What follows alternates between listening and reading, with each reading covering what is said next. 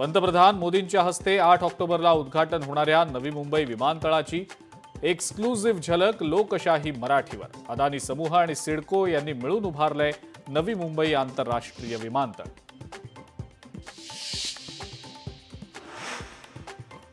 बिहारमध्ये 2 टप्प्यात विधानसभा निवडणूक पार पडणार। 6 आणि 11 नोव्हेंबरला मतदान, तर 14 तारखेला होणार मतमोजणी।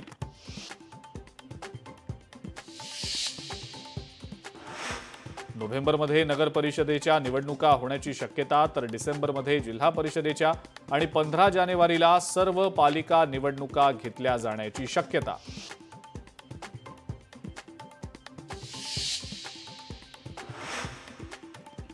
मुंबईमध्ये महापौर ठाकरे बंधूंचाच होणार। खासदार संजय राऊतांचं मोठं वक्तव्य।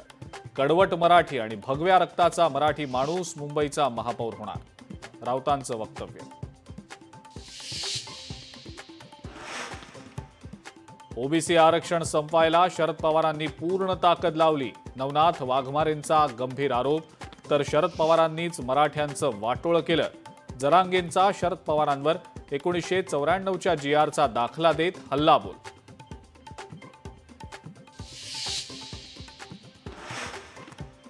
अजित पवारांना राजकारणातनं संपवण्याचं षडयंत्र, मनोज जरांगेंचा भुजबळांवर आरोप। अजित पवारांना कुणीही संपवू शकत नाही, भुजबळांचा पलटवार। यंदाच्या दिवाळीमध्ये आनंदाचा शिधा मिळणार नाही, अन्न आणि नागरी पुरवठा मंत्री छगन भुजबळांची माहिती। आर्थिक चणचणीमुळे योजना लवकरच बंदही केली जाण्याची शक्यता। राज्यामध्ये कोल्ड्रिप कफ सिरपवर बंदी। तक्रार करण्यासाठी अन्न आणि औषध प्रशासनानं जारी केलेला टोल फ्री नंबर लागत नसल्याचं समोर। लोकशाही मराठीच्या रियालिटी चेकमध्ये बाब उघड।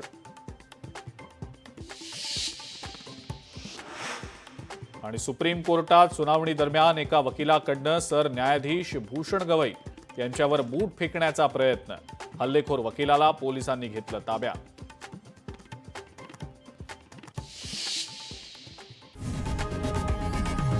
लोकशाही मराठी ऐका, पहा, जागरूक रहा।